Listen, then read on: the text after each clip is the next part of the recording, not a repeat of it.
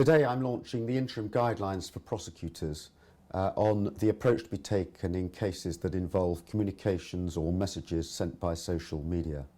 The need for the guidelines arises because of the rapid expansion of social media, which has led to increasingly difficult judgment calls for prosecutors in very many cases.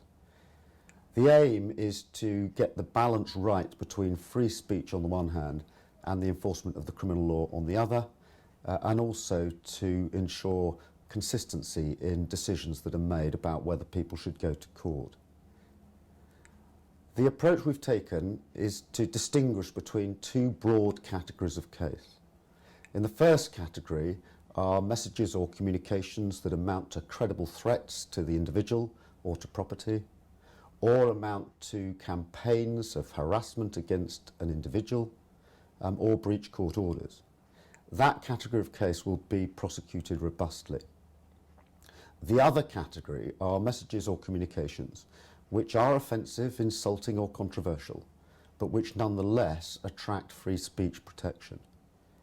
In that category of cases, there will be a high threshold for prosecution, and we've also indicated that a prosecution is unlikely to be in the public interest unless it is both necessary and proportionate.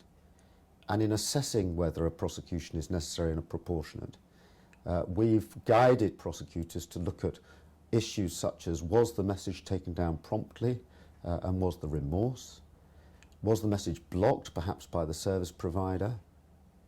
Was the message intended for a wide audience, or was that the obvious consequence of sending it? And very importantly, did the message go beyond what could conceivably be considered tolerable in a democratic and plural society? The guidelines are interim guidelines. They're in immediate effect, but they're subject to consultation now for 3 months. So we're inviting views from anyone who has an interest in the subject matter.